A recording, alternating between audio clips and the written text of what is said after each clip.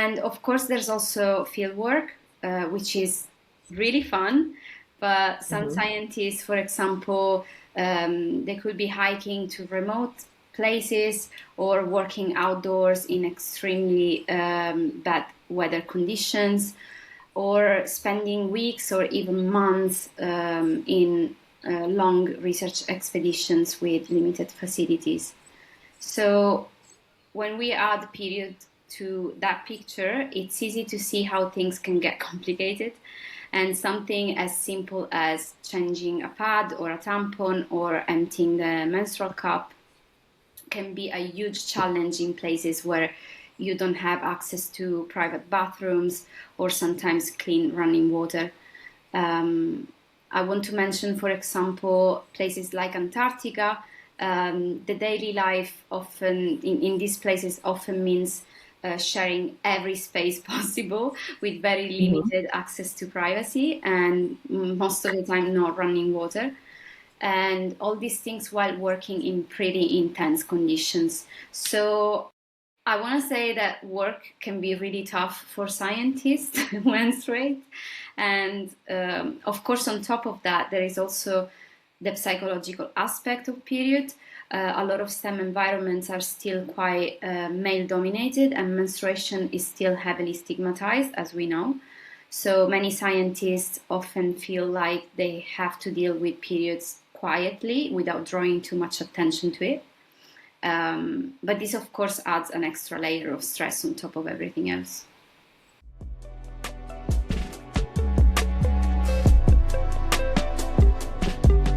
They been cramping my style all week. Craving chocolate trees, checking pants, checking seeds, sipping herbal tea and fight for menstrual equity. Jeez, man, I kick Cramp's ass. Kick Cramp's ass.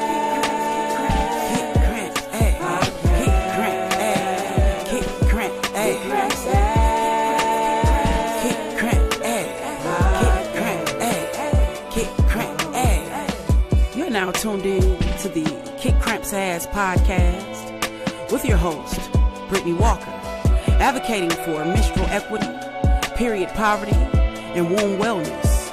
New episodes on Menstruation Mondays. Happy Menstruation Monday, and welcome to the Kick Cramp's Ass podcast.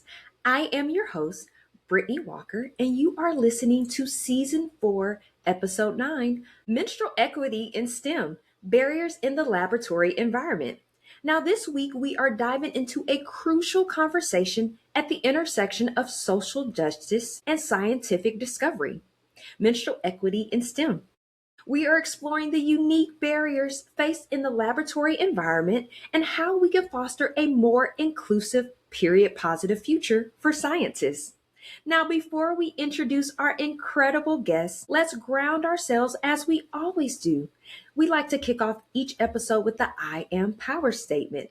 I representing inspiration, A representing affirmations, and M representing manifestations.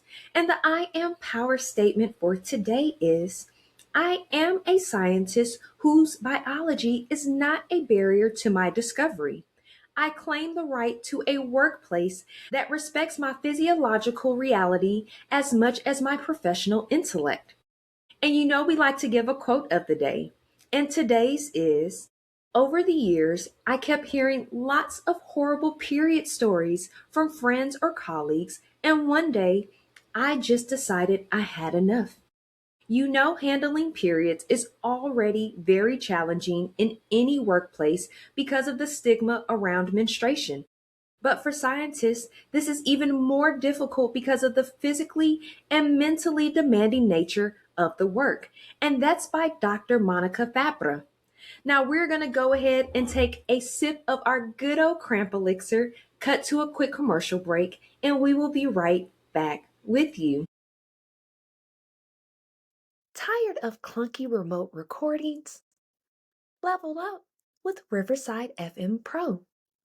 Get studio quality audio and video, effortless editing with powerful AI tools, and seamless live streaming and collaboration. Become a pro of Riverside.fm and unlock the full potential of your content. Sign up today and make your voice heard. Visit the link in the description of this episode to discover more. Now, back to the show. Welcome back from that commercial break. We hope that you enjoyed it. Now, Dr. Monica Fabra is an environmental scientist with over 10 years of experience in climate change mitigation and ecological restoration of coastal and estuarine habitat. After several years in academic research, Dr. Monica recently found the courage to pursue a freelance career and is now working as a writer and consultant in sustainable and restorative aquaculture, which is her main area of expertise. She also contributes to NGOs, blogs, and her personal Substack, where she explores the intersection of climate and social justice, as well as the main challenges faced by those working in academia. Dr. Monica is also a menstrual health advocate and founder of Stem the Flow, a nonprofit awareness campaign committed to tackling menstrual stigma in scientific workplaces. Dr. Monica, welcome to the show. Brittany, thank you so much. It's so good to be here. I'm so happy to be here with you today and with all your awesome listeners from everywhere in the world. And thank you for inviting me to your awesome podcast. I'm a big fan. Absolutely. Thank you so much for being here. And we appreciate you and are such a fan of you and Stem the Flow as well. Now, let's go ahead and get started.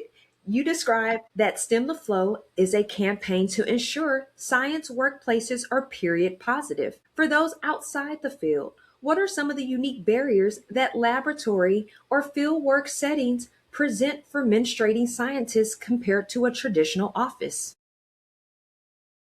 Yes, honestly, dealing with periods at work I think, can be tricky in any job, not just science. Mostly because of the stigma around menstruation and the lack of practical support. But in science workplaces, those challenges can get really amplified because of the nature of scientific work. You know, being a scientist often doesn't really look like a typical 9 to 5 job. You might be, for example, for several hours in a lab, standing and running experiments that you cannot just pause when you need a break.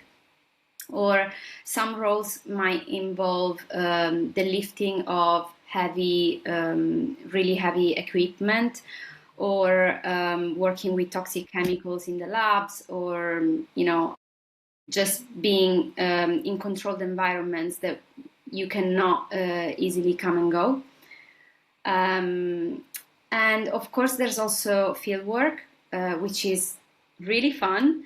But some scientists, for example, they could be hiking to remote places or working outdoors in extremely bad weather conditions, or spending weeks or even months in long research expeditions with limited facilities.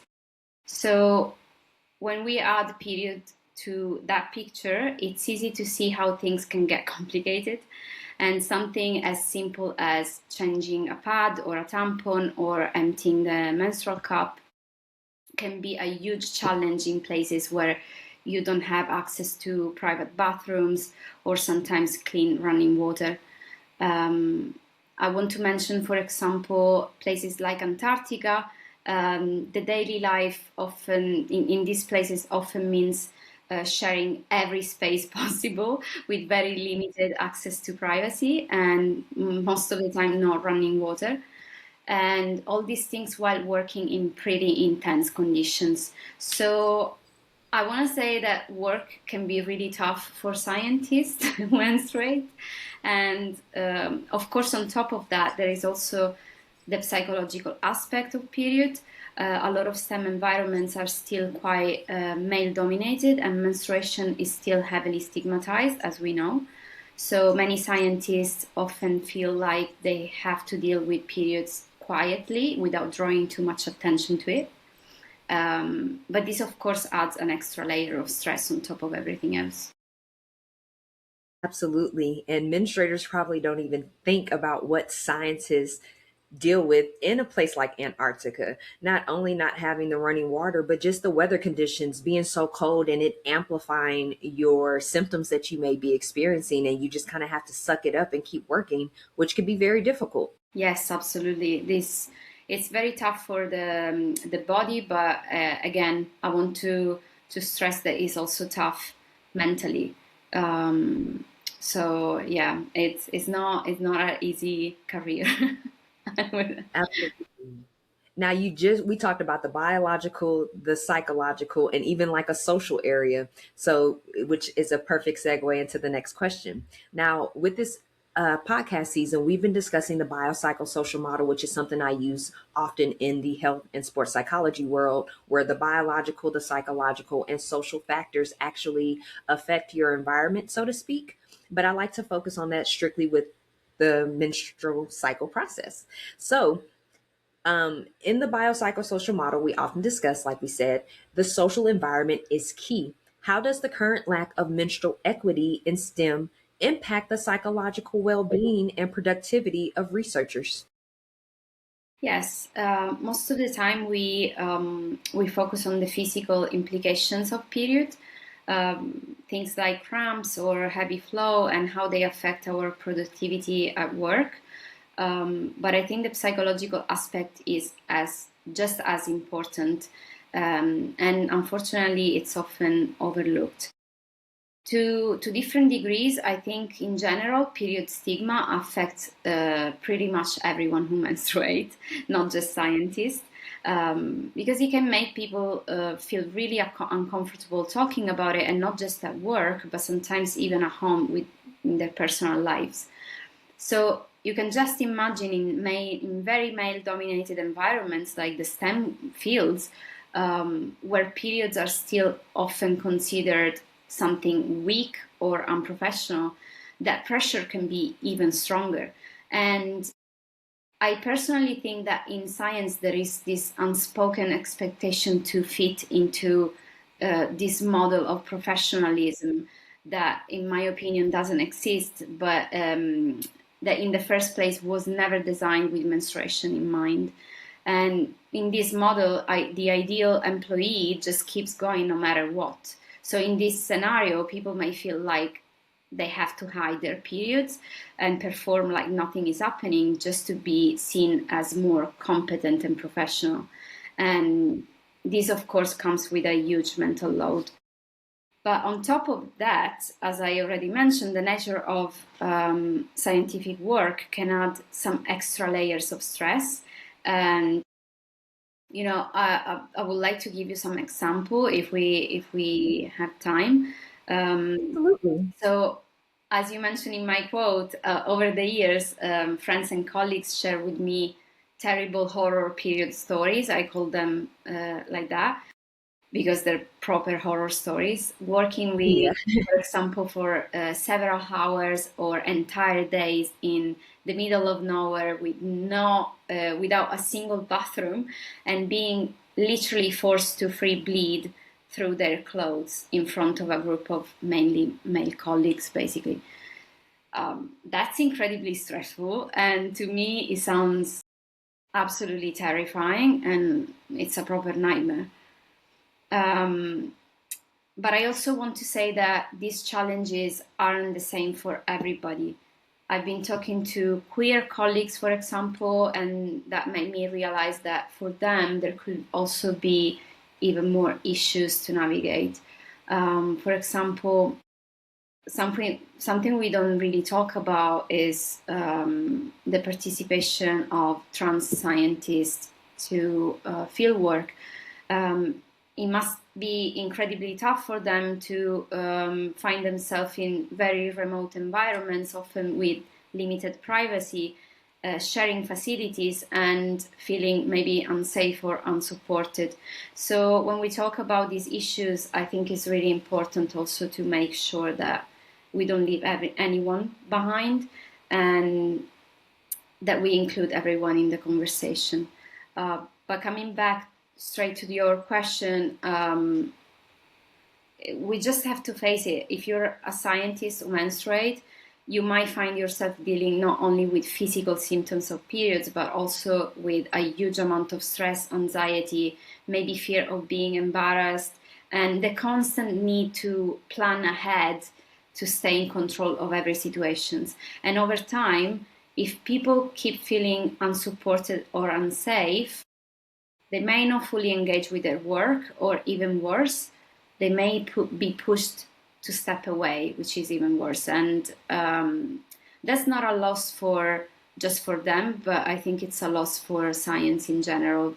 And, you know, when we talk about making STEM more inclusive, menstrual health must be part of the conversation, I think. Absolutely. I can even imagine the mental load that takes, that if I have to stand there and free bleed and the blood's coming through my clothes, and then I have like 9 or 10 male counterparts just sitting there looking like, okay, well, you better keep going. Like, we have to get this done. And another thing you mentioned about the trans scientist, something that's not talked about a lot. Today is Monday, June 1st. In the United States, it is National Pride Month. So I think this is a very important conversation to bring up, that all of those who Absolutely. menstruate have to deal with these matters. So I appreciate that. And you did mention, I said the United States, but where are you located at, so we can let people know globally where we're coming from? I'm located in London. This is where my home is, although I'm from the south of Italy, as you can hear from my accent. Mhm. But I've been also traveling within Europe lately. Absolutely. I love that. Thank you for providing that information. So, as you guys can see, globally, we're trying to make changes. Now, labs often have strict protocols regarding biohazards and personal protective equipment, PPE. In your research and advocacy, have you found that these safety regulations sometimes inadvertently complicate menstrual hygiene management for lab staff? Absolutely, the answer is yes. When someone works in a lab, something essential is to maintain a sterile and safe workplace. And that's why PPEs are in place, the personal protective equipment. Is to prevent mainly contamination of samples, but also, depending on the type of lab where scientists work, to protect the researchers themselves, especially if they work with hazardous or toxic chemicals. These PPEs can be like, you know, lab coats, gloves, goggles, and others. But for the same reasons, working in labs also involves very strict protocols with tasks that have to be done in a specific order and within very tight schedules. But these schedules don't always allow for frequent or flexible breaks. And even if you have breaks, removing all this PPE from yourself is not always easy, and it takes time, and it has to be done in a specific way. So sometimes, as something as simple as going to the bathroom, regardless of if you are female or male, isn't always very straightforward for a scientist working in a lab. And of course, lab work can really complicate menstrual hygiene management, as you said, especially if this is part of your daily routine. I would like to share. I experienced these challenges myself during my PhD. I was, running an experiment for 24 hours, measuring the filtration of my oysters, and this meant that I had to be in the lab throughout the whole day and night with a very tight schedule. And my research group was very helpful. They helped me with the night shift. But I remember that during one of these experiment days, of course, I was on my period, and the schedule was so tight that I generally struggled to manage my period properly while keeping the experiment going, and I was about to give up. But it's very important to say that it's not just the lab, it's not just the lab work. Field work can be even tougher. I invite you to imagine like needing to change a tampon while you're scuba diving completely soaking wet, or Yes. being on a mud flat, wearing waders and completely covered in mud head to toe. Or we mentioned it earlier, in Antarctica with no privacy and layered up with very bulky clothing and equipment. So yeah, sometimes the equipment and the PPE can really make your life even more impossible if you're menstruating. Absolutely. I know being a scientist and loving science my entire life, I've always been curious on it takes so long to put the equipment on and to take it off. If you only have a 10 and 15-minute break, you have to make the decision on, okay, am I going to take this off and go to the restroom? Am I going to take this off and eat something? Am I going to take this off and, switch out my menstrual hygiene products? And do I realistically have time to take it all the way off, do what I need to do, and Mm-hmm. put it back on in that time frame, which to me is a form of period poverty. People think period poverty is because, okay, I might not be financially stable enough to have and afford the health care that I need or products or not lack of education. But it's also having to make a decision. Am I going to do this or am I going to do that? Am I going to tend to my menstrual health or am I going to tend to my basic needs and necessities at this time? Absolutely. And I think it's exactly like that. I found myself in the same situation, having to decide between going to the bathroom or eating my sandwich or drinking water or changing my tampon. So, sometimes you have to make choices, and the choice is always like, for some reason, well, for reasonable reasons to change your tampon, right? So many times I found myself completely dehydrated or starving because I had to prioritize that over other things. And it's important that you mentioned the period poverty, because there's some misconception about that, and I think it's because of the language we use. We associate poverty with something else, so we think that period poverty is the lack of access to resources, but it's also many other things included in that concept, and it's kind of similar to the postpartum depression, which is mostly associated with the word depression. So that makes people feeling like maybe in denial of something that is instead something that naturally happened to women postpartum. Sorry, I just went to another topic. No, no, no. This is absolutely perfect and aligns with what we're talking about. Because even you mentioned about being dehydrated and things of that sort. Those are things that you need to stay hydrated when you're on your cycle. But if you're working, if you're knee deep in an experiment, if you can't touch certain things because of contamination purposes or safety hazards, that puts you in a bind to an extent, because sometimes you can't properly care for your body like you need to because you need to be focused on the work. Absolutely, absolutely. And it makes you less productive as a consequence. So, yeah, thank you for asking that. No, absolutely, because people don't think about how that affects work performance for all menstruators. Mhm. Now, research often requires long, uninterrupted runs, timed experiments where stepping away isn't always an option. So, basically, what we were just talking about. Mhm. How can lab managers restructure workflows to accommodate the biological reality of the menstrual cycle without compromising scientific integrity?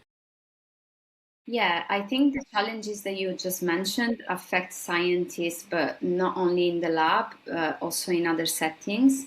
And somehow, as I mentioned before, during field work is even worse, if possible. But I think a lot can be done to accommodate menstrual needs and to make sure that lab and field work become more inclusive for everyone, regardless of the menstrual status. And it really starts with having the right policies in place. Um, Recently, I had the pleasure to interview amazing scientists that work in extreme environments, specifically like many of them in Antarctica. And I remember when I asked one of them what would make the biggest difference in terms of menstrual support, and she replied, having clear policies in place so that people won't need to ask for help. I will never forget that. I think this is key because good work policies allow people to trust that their health and safety, but also their productivity, are protected at work without having to constantly advocate for themselves.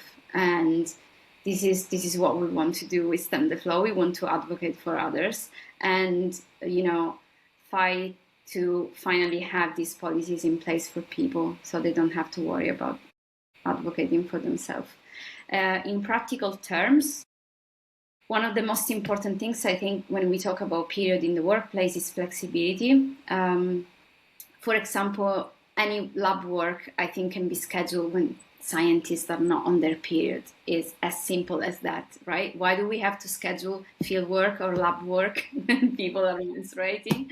So this kind of adjustment doesn't compromise, I don't think it compromises scientific integrity, but it will just contribute to support better and safer work for everybody.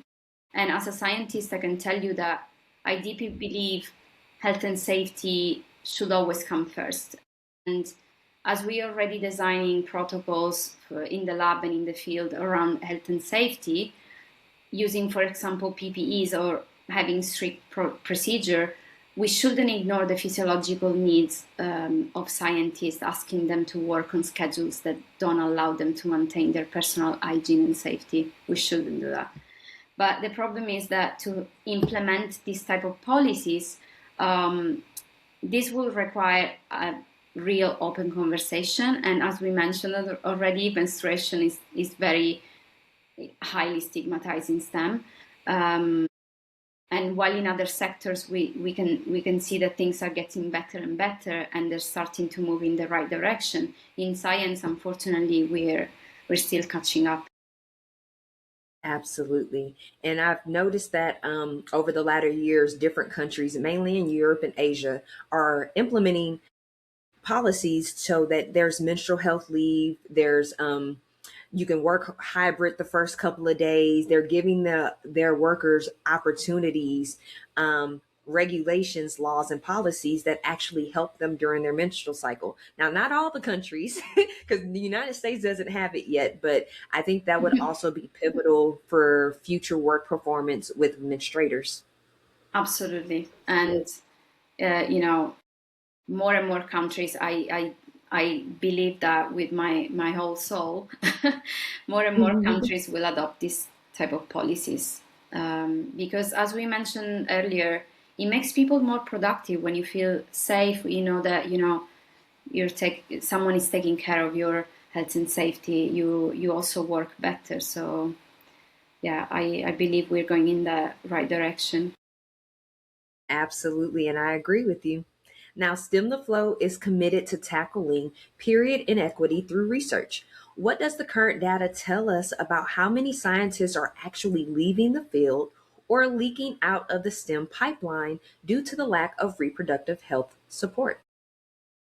So this is a really important question, and the honest answer is that we still don't have enough data available, unfortunately. There's very little research specifically looking at period stigma in STEM, or how the lack of menstrual health support affect the career progression of scientists. And this gap in data is actually part of the problem, because if something is not being measured, it's much easier to be overlooked.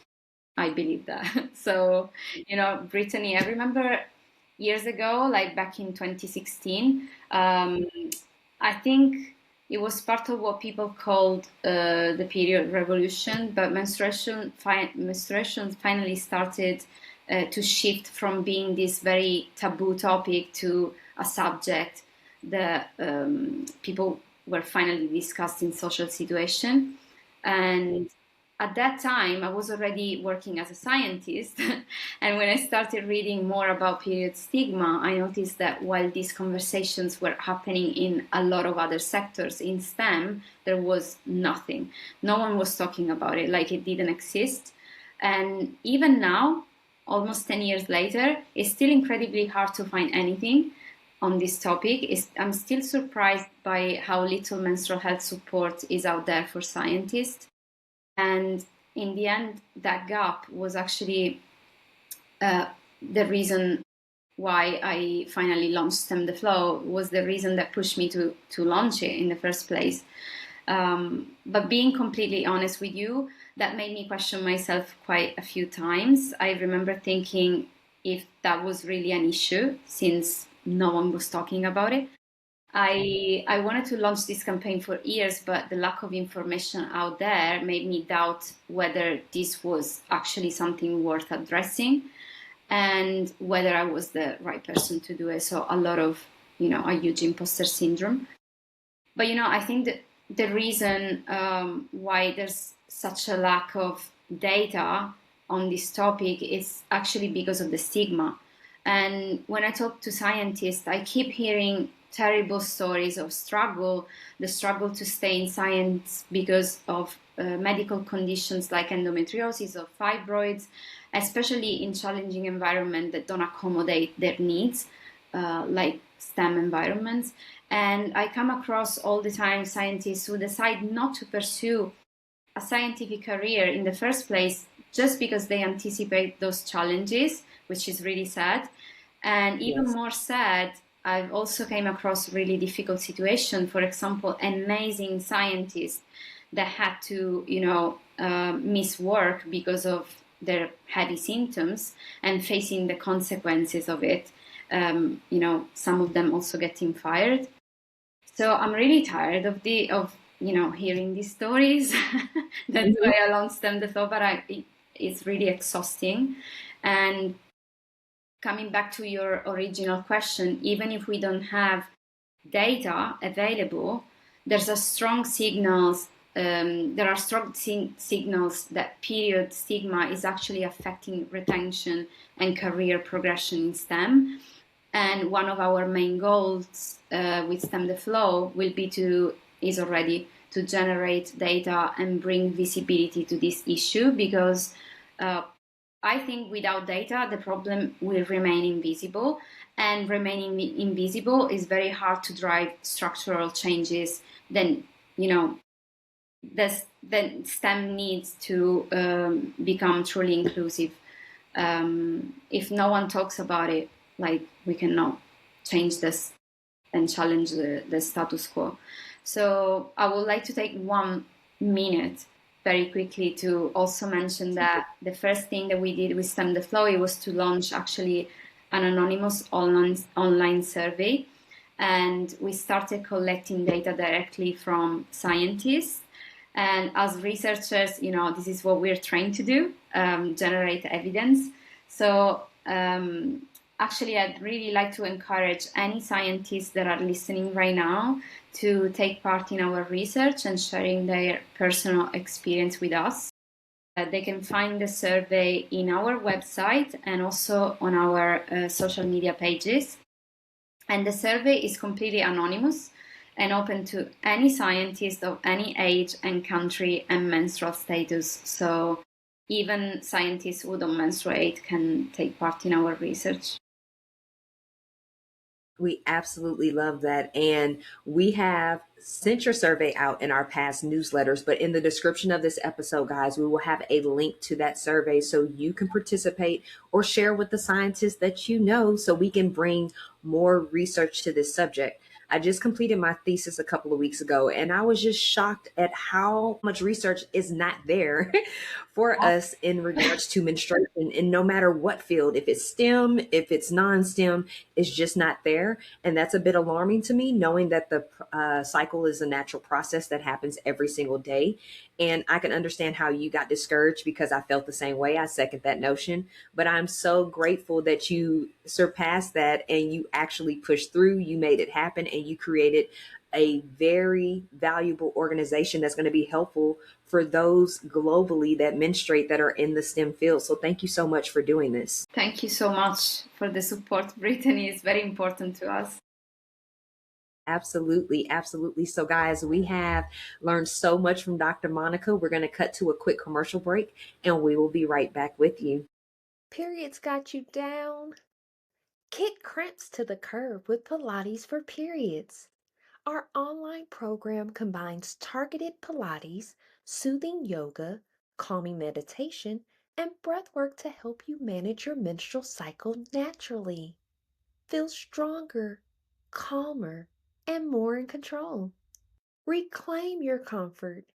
Visit Pilates for Periods YouTube page linked in the description of this episode and start your journey to a more manageable cycle today. Now, back to the show. Welcome back from that commercial break. We hope that you guys enjoyed it. Now, Dr. Fabra, you advocate for systemic change rather than just individual wellness fixes. What is one policy change that every university or private research institution could implement tomorrow to move towards a more inclusive future? So I think one of the easiest and most immediate changes that institutions could make is actually to provide free menstrual products on site. Um, this is something very practical, but it's also, in my opinion, quite symbolic because it sends a clear message that menstrual health is being recognized and supported in that workplace. And in the same way we expect toilet paper to be available in any workplace, menstrual products should be treated as essential and not an optional thing. But there are also other structural changes that institutions could implement. In particular, I think that what really drives inclusion on a longer term is a combination of education and policy. Education can really help breaking down stigma, bad stereotypes, and misconceptions, while clear policies can ensure that the health and safety, but also the productivity of scientists at work are protected without them having to justify their needs. But those policies will need to be tailored to real working conditions because different scientific fields may have different barriers, actually. Not everyone will need flexible work, for example. So I think a direct communication between people within the workplace and an ongoing dialogue will be essential to identify the real challenges and to design also practical solutions that could be sustainable on a longer term.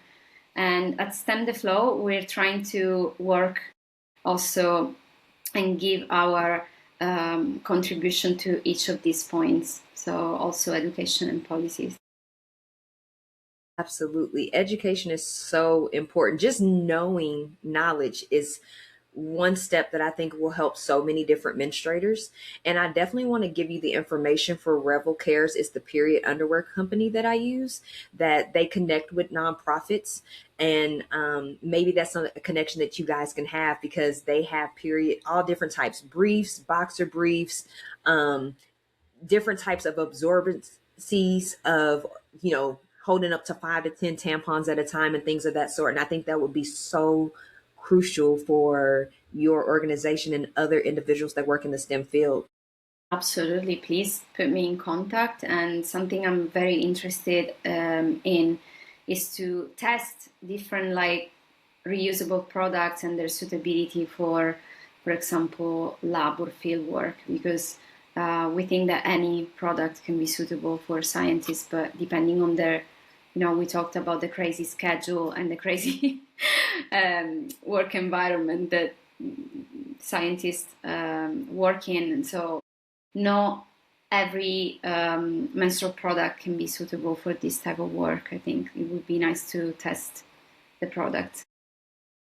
Love that idea of testing the products, because one thing I love about this company, they have a little box that you can get that if you work all day and you have to change your period underwear, the box is made for you to put the used period underwear in so it doesn't leak out, or it keeps it contained until you can get home and wash them, which I think is so cool. It's so cool. And I use myself like the period underwear, and I absolutely love them.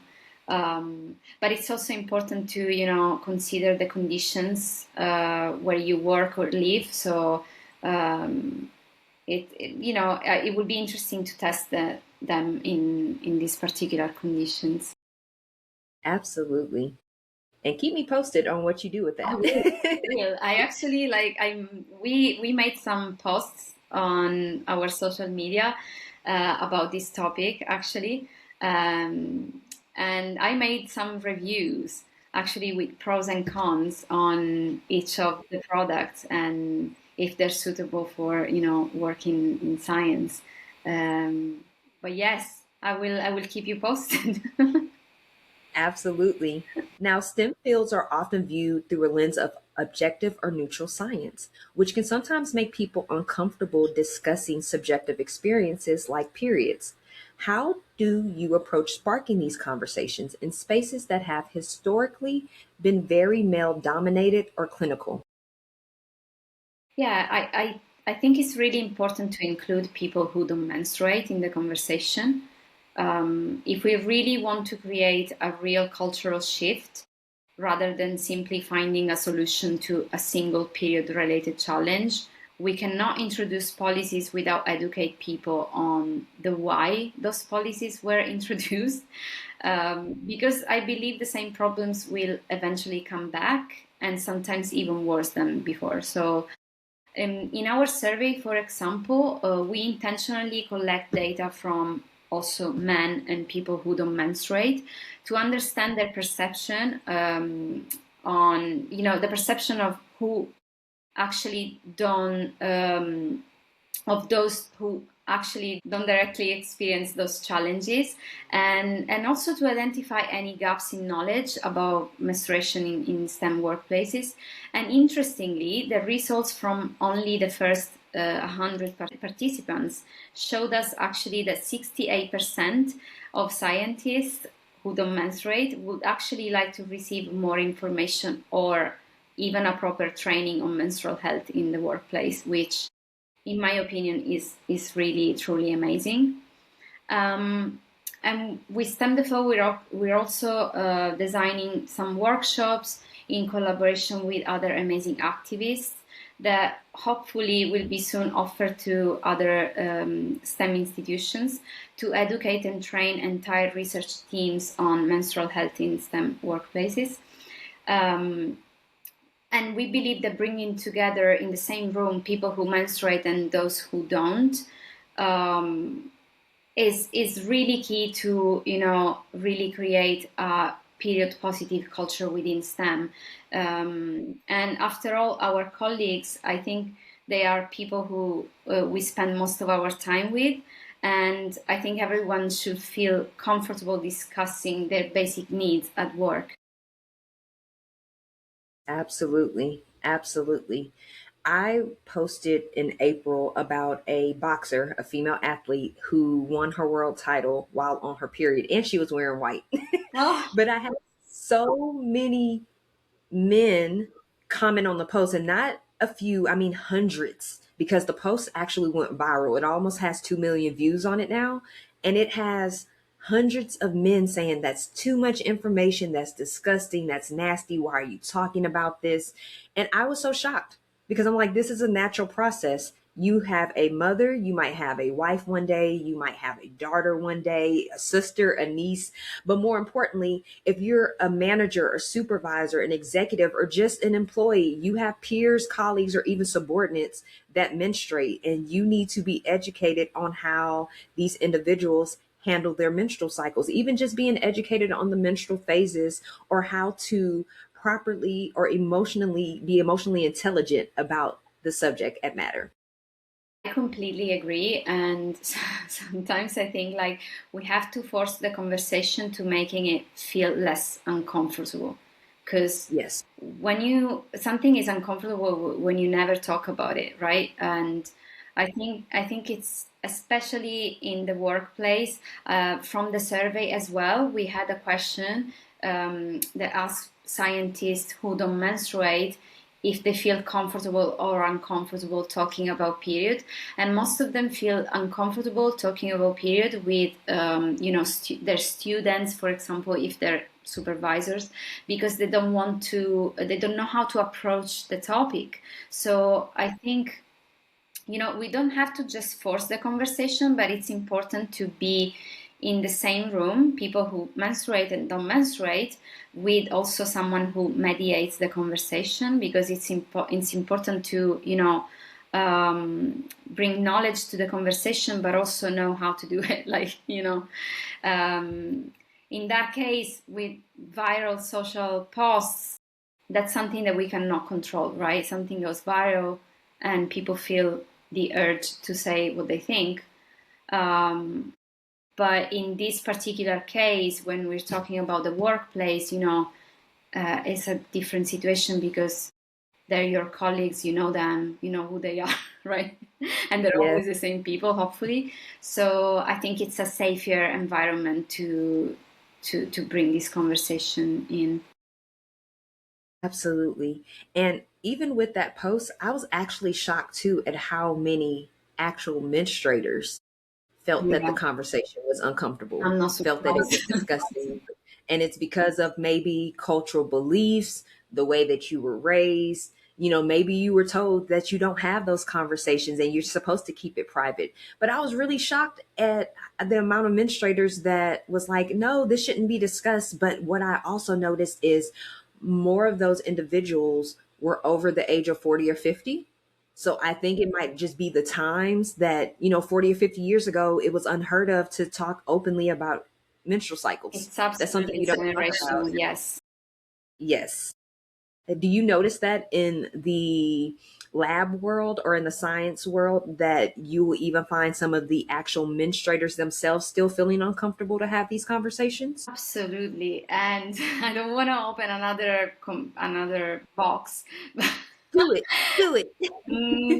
I think it's a very hot topic, but yes, I feel like when I talk to friends and colleagues and we talk specifically about um, who are the people that we get more resistant from, they're usually like that generation that you mentioned, and most of the time females. And I think it's a pattern, and it's a pattern because every reaction that we have comes from an action. So this particular generation of people who menstruate, when as you said, when they were experiencing period, they were living a different time and they were living a completely different culture. So they are still the result of that, of what they experienced, and the reference that they have is what they experienced.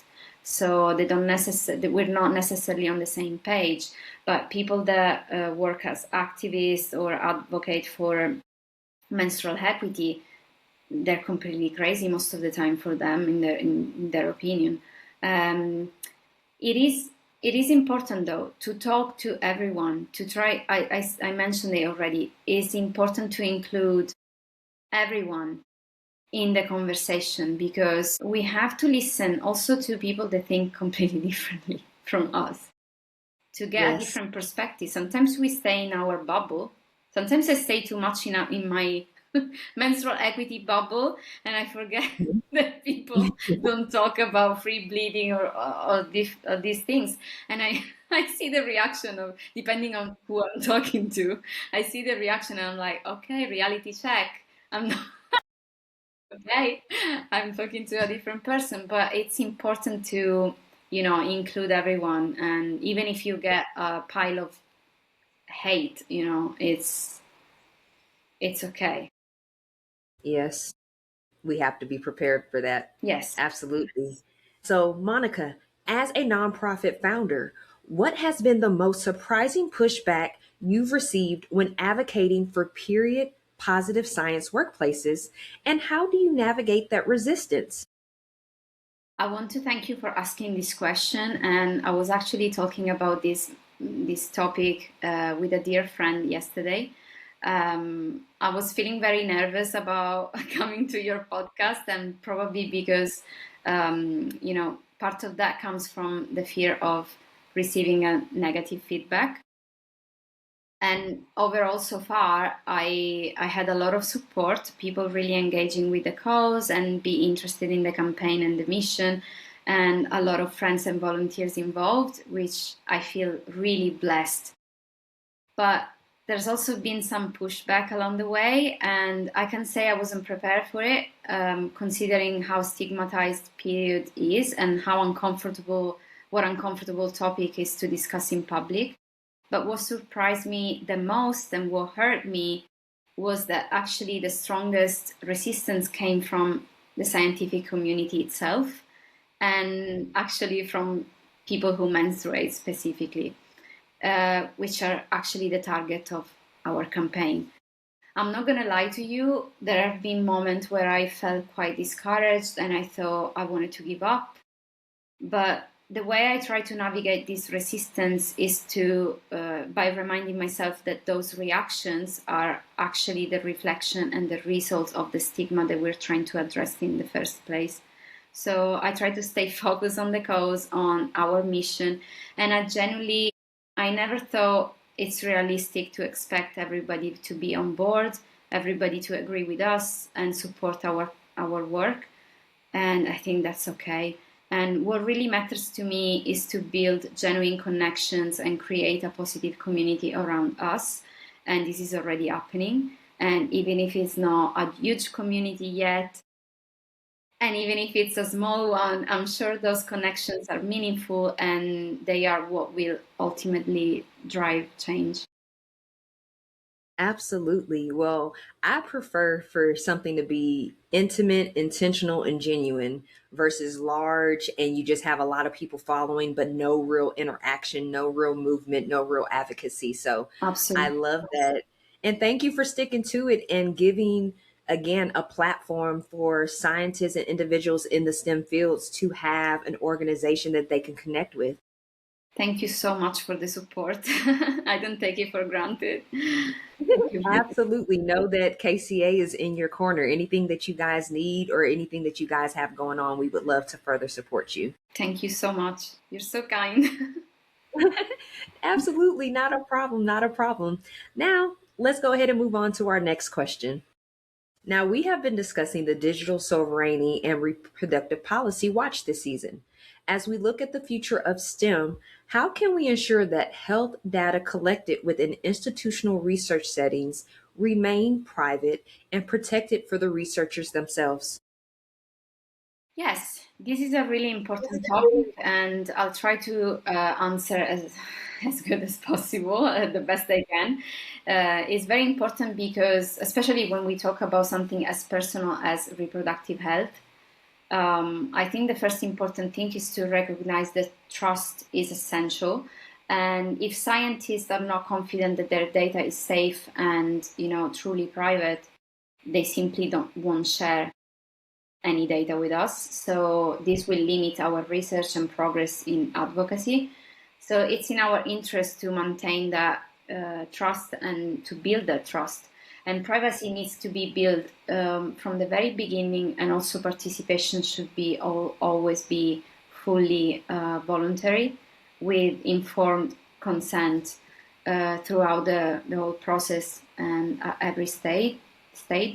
But institutions, I think they should also have transparency in their policies, and they need to actively protect their community from any potential issues, especially when that data could impact, for example, someone's career or job security.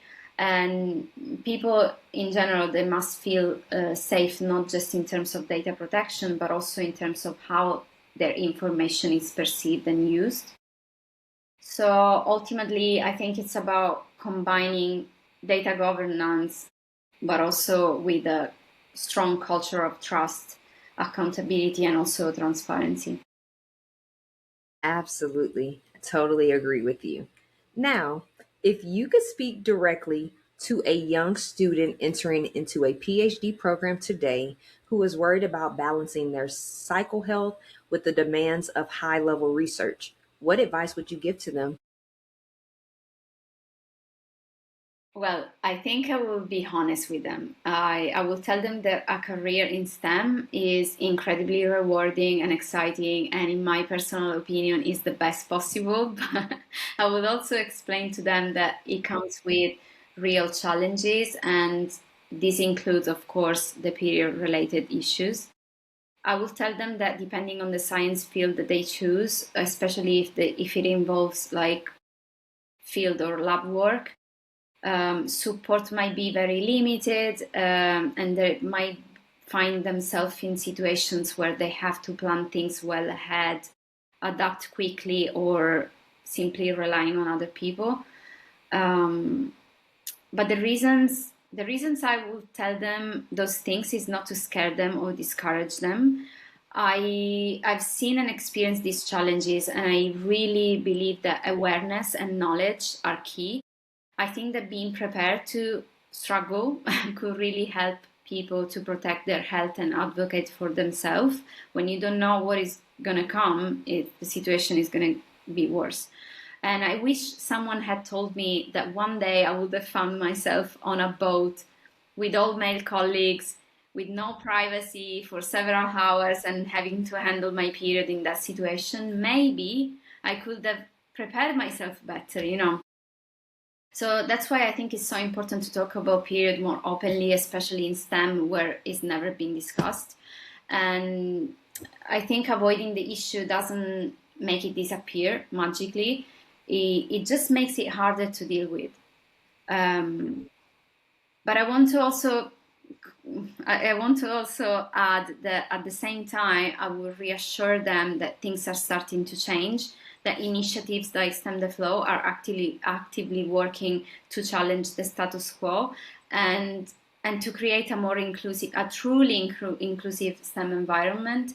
And I will also tell them in general that periods shouldn't stop them from pursuing a career in science. That's not okay. I think that period is not a weakness, so I will tell them that, and I will tell them also that the resilience that we build in very tough situations can actually become a strength, and I would encourage them to use that strength the same way probably men would do if period was something that just men experienced. And finally, maybe I will tell them not to be afraid to speak up ever about anything, even period. That's amazing advice. One, I appreciate your honesty. And two, I would still take that for myself now, even being knee deep into my graduate studies. That's amazing advice. We really do appreciate it. Thank you, Brittany. Well, guys, oh, absolutely. Well, guys, we're going to cut to our final commercial break of the show, and we will be right back with you. Fly. Do you want? Yeah. Fly. Fly. Do you want to fly? Fly. Let go of all the things that hold you down. Used to be so easy. Now, back to the show.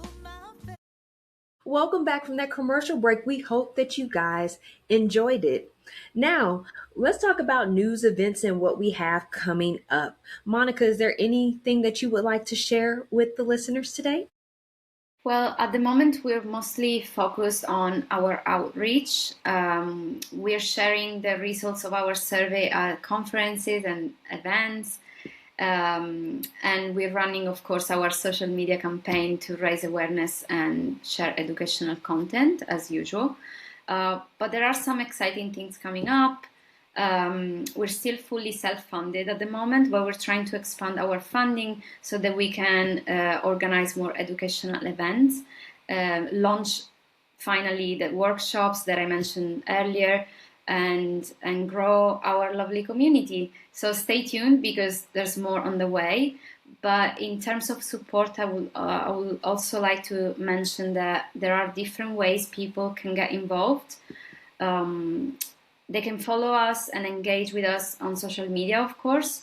That will really help out amplifying our message. Scientists, as I mentioned earlier, can contribute by participating in our anonymous online survey. And of course, if anyone is able and would like to support us financially, they can also do a donation. That will make a big difference for us, being still self-funded. And you can find everything in our website, stemtheflow.com. And we'll also be launching soon a newsletter on our website. So keep an eye out for that too. Thank you so much. Absolutely, guys. You heard all of the amazing work that Dr. Monica is doing, and we'll be sure to include all of the contact information, including social media handles, websites in the description of this episode, including also the link to the survey for all of us scientists to help participate in the research. All right, guys. Now on our end, we're still dropping bi-weekly workout routines, Pilates for periods. So our yoga, Pilates, breathwork, and meditation content that we have on YouTube each Monday, Menstruation Monday, we have a new podcast episode. And be mindful to subscribe to all of our accounts so you can keep up with our newsletters that we send out monthly and all of the other amazing menstrual cycle awareness education that you guys need to know about. Now, what an eye-opening discussion with Dr. Monica Fabra to recap our deep dive into the laboratory environment, the reality of STEM. And for those of you who may not know, STEM is science, technology, engineering, and mathematics. We learned that laboratory and fieldwork settings present uniquely physical and mental demands that can make menstrual hygiene management a significant challenge compared to traditional offices. Systemic barriers.